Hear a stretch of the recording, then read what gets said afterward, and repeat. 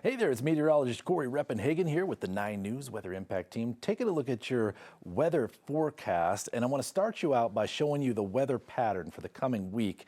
We'll expect warm temperatures and isolated storms throughout the week because really we're going to be right in the middle of high and low pressure the whole time. Monday, we're really going to be squeezed tight in between these pressure systems.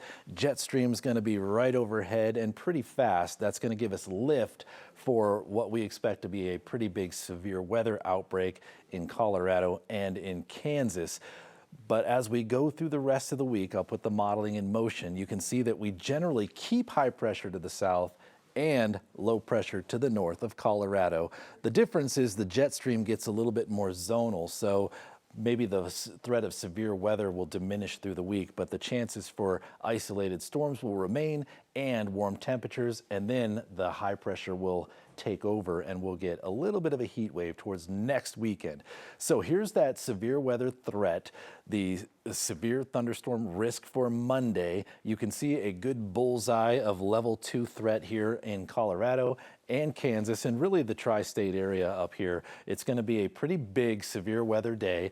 I think the population of the eastern plains will probably double as all the storm chasers from the entire country come to Colorado on Monday. That's where that's really the only good target for storms, so you'll see them out there. And the threat does include the I-25 corridor between Fort Collins and Denver. Let me show you some modeling here because the storms are going to be pretty isolated, and really isolated is good for big storms, and I'll show you that here on Futurecast. Mondays, most of the day is going to be clear, sunny, really nice. Storms will appear by about 1 o'clock in the afternoon. Here's 2:30.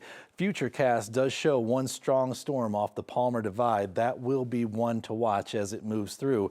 But in general, these storms will start along the I-25 corridor. So Monday afternoon could look pretty ominous, and storms that appear in the Denver metro area or Fort Collins or the rest of the urban front range could carry the threat for large hail. So pay very close attention to where these storms are forming. And then as they get out here on the eastern plains, wow, I mean, we will really watch these storms. We're talking about large hail and tornadoes. Another large storm up here coming through the Nebraska Panhandle. So all these storms will carry the potential for severe weather, and we'll have to watch those closely. And by Monday night, those will be gone by about 7, 8 o'clock, but we'll expect that severe thunderstorm watch or perhaps even a tornado watch to go late into the evening hours. Right now, satellite and picture across Colorado looking pretty clear, and we get that one break in between storms. Here's the Monday forecast for you as far as high temperatures go. We're looking at the low 80s once again, so very similar conditions to what we saw coming up here on Sunday. All of the state really looks quite warm to finish off that day with high afternoon temperatures.